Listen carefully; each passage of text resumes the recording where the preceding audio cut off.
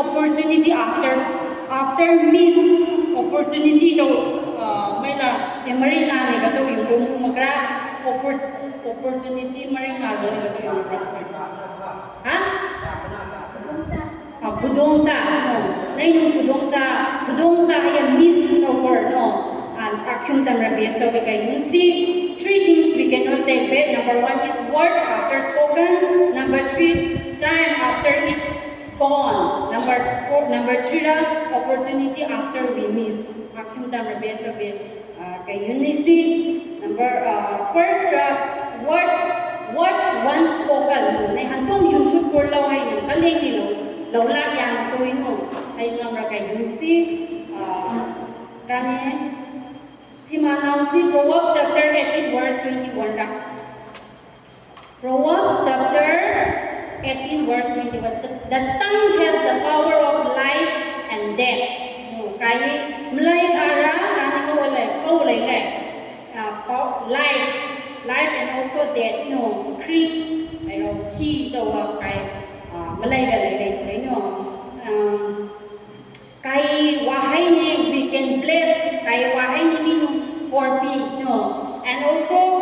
we can destroy also kato so kay wahay ni mi pun siya destroy to for kya no ayo so we should be very careful kani kay yun bong magnang kani second court kay ro dano kay yun ko law ko mi nungay wami wa kasuk na ro sa no kani second court lay kani kay into Rhoda. Example, you see Peter, Matthew chapter 26, verse 69 to 17. Peter denied Jesus with words. He regretted deeply. Though Jesus forgave him, the pain of those words remained in his heart. Peter ne Jesus yaga denied the word no ay words ne kay mumang to be ay wahay ne ani deny the word to be yun to the hilawa out the word regret kung portaw dawa ninga ma portaw dawa dun puni aya kupi biniki ay regret or ninga ma so ay wakala sila portaw dawa no ataw nay ataw be Luke chapter hay ne regret ay no ataw hay ne langay law ra ne kanin si manaw si Luke chapter 7 verse 48 to 15 ra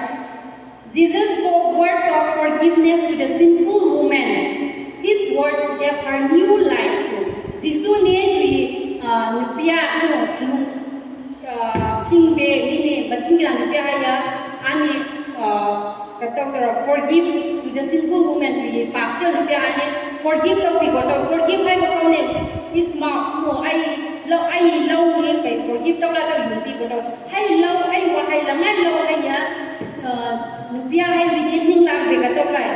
his word gave his new life no ay la ngai wa hay ni tu nupia ay nung han yu ka ling ni ran nei stand khat pi tao daw no aton tu are Proverbs verse the tongue has the power of life and death to be words are like hammers to kai wa hay also hammer ka to so set nang ni gopi wa to kung la ko na gopi lo tu tala ta kai tu ngai le te ma ka ta wa kai once you put for one lo kai mi mingras year ka nang ni hoi kai forgive ta la ta wi no haya tu kai nail se ta ki gopi ta kai tu so hai na trin ni nei mi nu ngai wa hai mi wa khala su ngai lo yin ko ai so nang ne hoi kai forgive ta la ta ay taklay tuntor daw ano ato the words are like a nail hammers into wood even if you remove them the marks still remain no area ato na ara kay Billy Graham hay nabawa hay ni katok yun ani a simple words of encouragement has changed my life. Correct. The great preacher once said it was the Sunday school teacher's kind words that inspired him to follow Jesus. Billy Abraham also ani dun kui laula correct kui wahai Sunday school teacher nuli Sunday school teacher Edward Kimball to be Sunday school teacher ani ay kind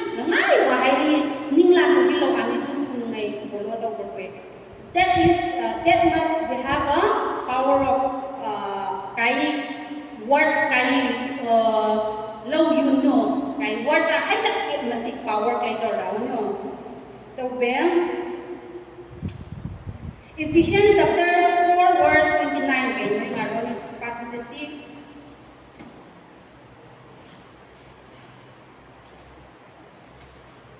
Ephesians chapter 4 verse 29 Langai maglaw por rabya reng chamak hay nung limri langai versu kay law rabya tum yun bini law ganing tumira bay takna kin hungay nung yani ninglagbi yay chanya sabang naraw ara yun like kani langai maglaw haya kay muraway yun thul paglo tawag lewa no hay nung dream ni langai nay wahay hay langai wahay hay yun thul la daw ni nay langai wahay hay min ning la la daw ni yay rung chan ra yay ka na rung chan ra sim use taw lok su taw yun le no Bible Ephesians chapter 4 verse 29 ra taw ni yun le ataw bi preventive measure 6 points kay yun thul share to chai si preventive measure taw ri langai ma wahay hay thumang na no prevent taw na no number 1 ra guide your heart number 1 ra guide your heart nay yin nga so guide always check sila lewa hay ri Matthew chapter 2 verse 34 kay bes yun so out of the abundance of the heart the mouth speaks kay law yun thul also kay ning rek lai wa kal ko yun thul taw le dala nang ri first na kay ning akan sing ro da guide your heart number 1 no preventive measure number 2 ra think before you speak nay wahay hay yun thul mo nang second thought first and second thought ko hay ri Proverbs chapter 21 verse 23 ra whoever keep his mouth and his tongue keep himself out of trouble nay more either nay malay haya nang ni kato sira control tapi kalau nang ri you are out of trouble tau lai ba trouble kato sira nangai ma trouble kato yu ra kudong thirawai na yang ngak thut pi tau lai no atala nang think before you speak atala nang ri kane mi nu ngai lo yu mo nang kane first na wakal khan sundar da no hay number 2 number 3 ra control anger na ye control nay lukha hay kani control toroda hay read James chapter 9 verse 19 ra thila be quick to listen slow to speak and slow to become angry ara James chapter 1 verse 19 ra thila quick to listen ni lo yun kan ning lak tawala ngai dui ning lak la slow to speak no ning lak re be phat yun thuk mak tawa nei wa ai wa la no khalsun dari la khalsun dari lo nei wa ai yun thuk da and slow to become angry phat mu kha mak pe kan ni khalsun da be wa khalsun da be kan ni ko ki da no slow to angry kan ni phat mu kha mak da so temper way mo da no that is Hari control anger number 3 line number 4 surround yourself with the right environment nay surrounding na or any friends no nay ulwi way ka haya nang ni katalo surround yourself with the right environment nay we nay neighbors or any right person no right person khalwai ro da Hari Corinthians chapter 15 verse 33 ati manaw si bad company corrupts good characters yun like bad company good characters no nang ni langai mag mi ko din lai ta nang langai mag kami na ni influence taw ta way influence taw be nang ke ta ra langai mag chan chung mo ga wa no ta nai surround yourself with the right environment and point number 4 number 5 ra replace bad words with good words tuinay wa hay langai mag no langai mag wa hay haya langai wa hay ni replace taw replace tawa katara silalak tawa langai magwahay hawa langai wahay ni silalak tawa lahiri Ephesians chapter 14 verse 29 kay Patrick Roria na yay mur hay raway langai mag law yun thut ma hay nung lim mi nung ay kana nung lim law ay yung lak tawa rin no replace bad words with good words. 35 point number 5 level number 6 pray for God's help. Kani langai mag lau hay yung thun mang nanu kani kau terau we should pray to God. Every Psalm number 141 verse 3 David pray. David ni kataw be karna daw. Set a guard, O Lord, over my mouth. Keep watch over the door of my lips. Our David ay prayer no men ni langai mag lau hay yung thun mang nanu kani set a guard, O Lord, over my mouth. Kay mura lang ni guide to pila langai mo yung thun guide to pila to. Keep watch over the door of my lips. Ara langai mo yung thun mang nanu nang ni matam sira ngaksil pila ka be jura David ay prayer no. Edi 6 items to this is the preventive measure or dawa no langai mo lang yung thun nanu. Number 1 ra guide your heart kani guide kuninga kani ngai ju sil jar da langai ara yung thun for guide lo yung thun ar guide kuninga langai mo lang dito ino. Number 2 ra things before you speak kani kai lo yung thun bong mang nang kani mini kasundara da number 2 control anger kaya kani lung hao la nang bilangai mo wa ai sin thuk to wai no anger control kaya lung kha kani control da surround oneself with the right environment kaya surrounding no kay blue wa ya or any neighbor so ya right langai ni ko company no tor dawa the replace that word with good words number 5 ni langai mo wa ai na ya langai wa ai ni silak kawera. Number 5 pray for God's help. Nangai maglaway yung thun nanu gani dun punong buzar dawa no every words after spoken kani kay wahay abay mag seksil ni sizinarda kay wahay yung thun ko wahay kalengya mag anoy kalengya no yung thun da hilor bike tuye yobi hem po bedak lay ko nagstream ni no nang ni boy kay ku pila daw biniki ay dapat lay thung da lay thung taw daw no tala hey ngamoy binikane law yung sa kun gani sexy daw be nilay number 2 ra time once it's phones many are kay student ni prepare daw ay student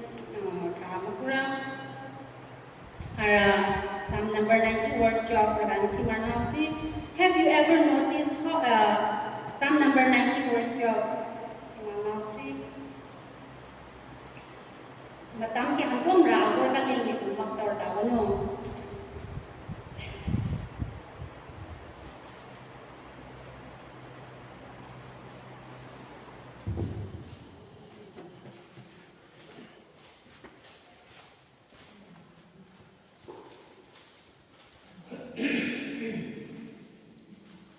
Number 90, verse 12. Teach us to number our days, aright that we may gain a heart of wisdom.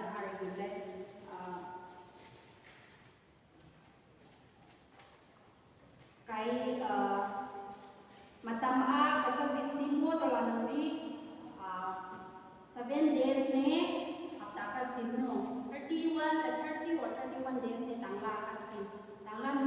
tangla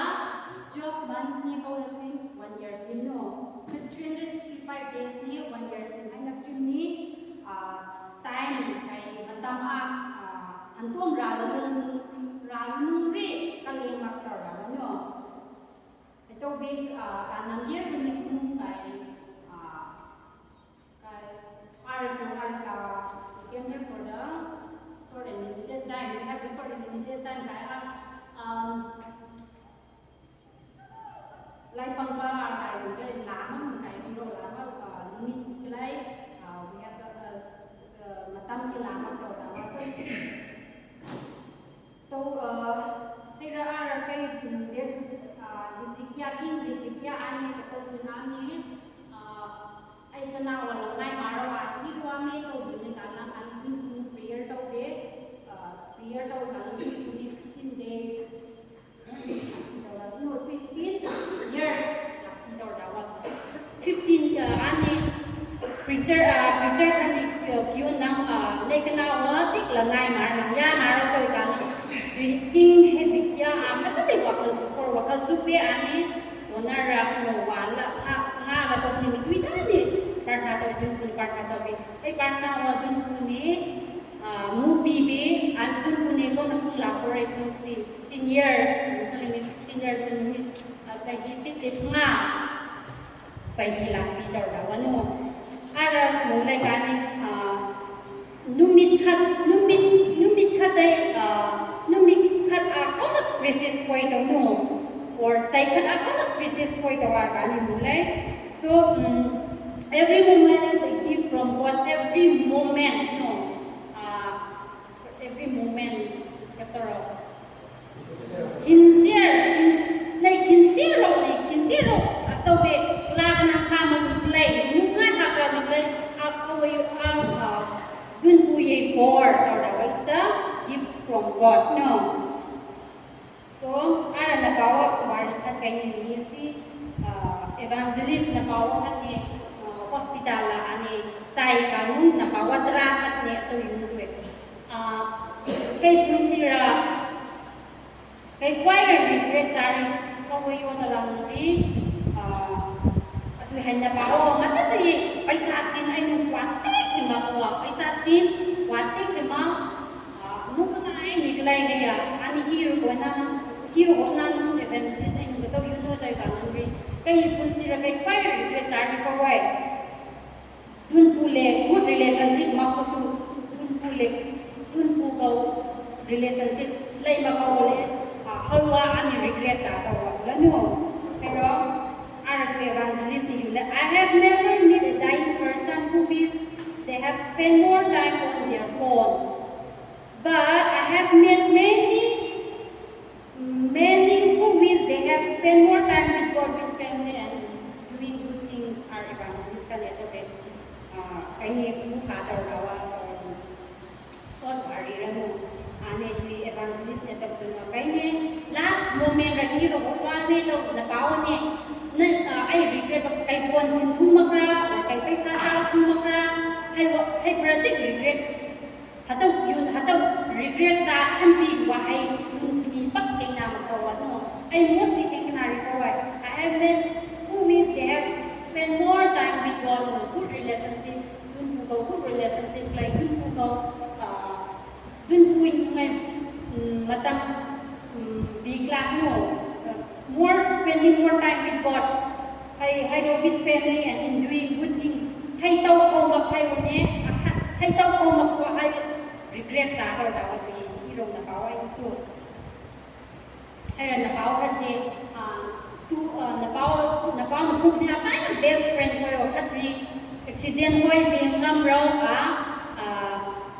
kato ko hospital alay ko daw hospital alay reme ay buikan ito yun as kay ninga ko yung visit daw kay buwi ay ano kay daw mar to kan ay buwi ka daw ko ay buwi ay rasan ni ng higor ko ay buwi ICU replace mo ay buwi kan ay regret sa ako taro ang inom ay hibog ng kay visit daw ko lang so atau ay yung regret kung daw dawa ay matang time never come back no time never come back that we miss kay matang kay miss to or no ay hindi ka lang ni tumak daw dawa second Timothy chapter 4 verse 7 to 8 at now see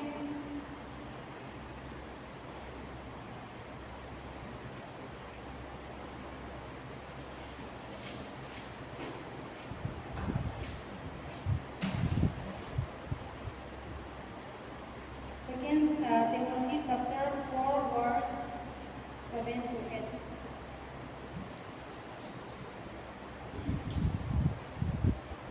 I have fought the good fight now. I have fought the good fight. I have finished the race. I have kept the faith. Now there is a store for me the crown of righteousness, which the Lord, the righteousness, will award to me on that day, and not only to me, but also to all who have longed for His appearing. Paul ani ko dun puilaw kay tao kola ay kaning kay tao kola ay no regret tao maktoro dawa ay tao marami dun pui kaning 1 year tao kola tao ni no ay kay dun pui kaning tao kola dun pui se pa tao kola arori lung ram ra heaven ra kai nu ground tak de khau le to su ai tam ai ani lum da da maram ri ai ara lai pang ba la yong ka na ani dun pu nu ngai dun pui lo la ngai to nai ai nu regret to ma to da wa no regret to ma ani ku ai lo ai ani sincere to nai ani ku ai nu ngai ground khau le mi to ngai ani ai si mi ni ma kan ani ku to da ma ram ai lo to ko ket ko ai nei no per ka nam ti ka ki por ko ni kai ko si kai madam ka ni unnecessary to ma si kin lai ka lu ka ni dun pui lo ya ka ni la ngai ni to si dun pu to relationship tai si to be kai sab ni lai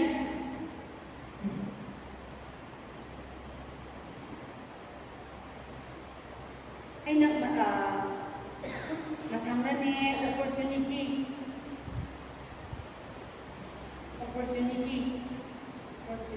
ra chimanau si Galatians chapter 6 verse 10 ra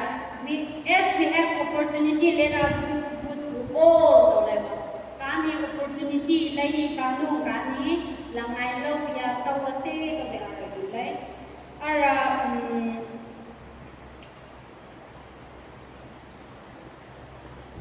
William Carey Indian first preacher no wahai koi ko William Carey ni ane ai ngai partisan hat kai pam tor dawa expect great things from God attain good things for what no ane nai opportunity ju bring around in malum mala kudong sa lai kanun ri expect great things from God dun punu ngai kai for far away kai blessing far away to asa tak ni lai lakpe lai be atau be nang ne kata raw attain great things for God langai lawaya nang dun punu taw rawa langai dun punu ngai kai for far away blessing far away be attain daw be lai la ai to be nang ni dun pui law ya so langai ya kai ngai to be la no expect great things from God attain great things for God dun pui ngai langai law ya to la dun pui ngai kai blessing far away kai blessing far away to be expect to be khola to ai partisan bai ma ka familiar famous point ani kata to ani William Carey ni ani ai kudung sa lai ka India ro me preach ni tong nai kai millions people no ka Christian koi chang no ani hai opportunity hai ta mang hai kai cham ro to ka no ri to ka no William Carey opportunity hai miss to ro to ai no hai ya ai opportunity ai wa khala kai ko country ra kai dun pui saku ye ro wa ro to ai ko ning ra khala hai ya hai opportunity wa mang la tau thum ma kan ri ai nu opportunity ban to da wa tau thum ma kan ri no hai ya ai opportunity ai nu opportunity ha wa ani tau ma ni thuk be bridge to ne ka na ma antu Christian bu koi do ai no ai opportunity ka na ma opportunity Lele kai student in units to ke khal many ye study ra ya ka mo mo si in general ko ni ra ka ni opportunity tang ma si to be kai ni lai tomorrow is not promised ara langai partisan ka ne tomorrow is not promised is the chance today ninga wa umro mu ba to wa promise ni ma ninga umro to promise ni ma ka pa si umro to mu ba to wa Aniri antu apra antu tolai nira grab the chance today no chances pa ni opportunity pa antu tolai nira grab the chance no ring aro le pai kudong sa wa lau thuk la ro da wa ninga ri tomorrow is not promise ninga compulsory hu to mu mak to wai ya antu wai ka na antu chances dai ka na lau thuk la kudong sa lau thuk la to pa ti san na ngai ka ar gai ne mu ba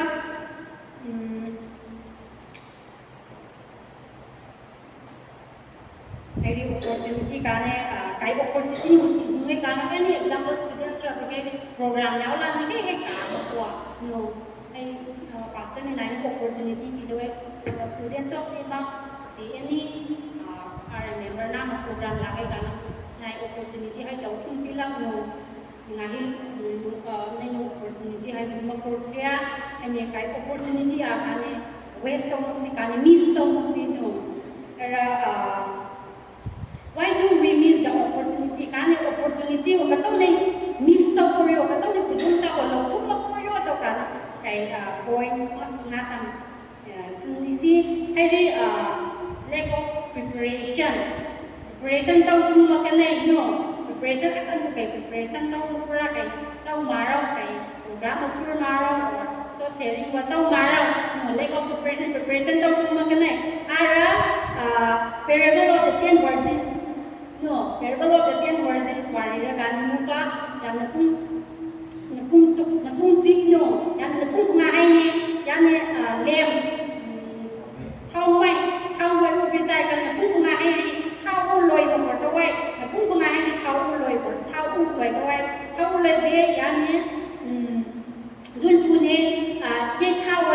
mai yin mi dai ka kan twin napung ngai bin thau extra pi lo lo to kan pi ma to napung ngai pa nai thau wa lo pe ku ngai ta to wai napung ngai thau lo ngai kan na thung wa hang rai bin napung ngai chang ko do napung ngai chang thung ko tai to ni opportunity ya chang thung na opportunity ya ka ma ko ta wai ai ka na mai tak si hoi mag si number 2 fear and doubt no fear chi kan ai ko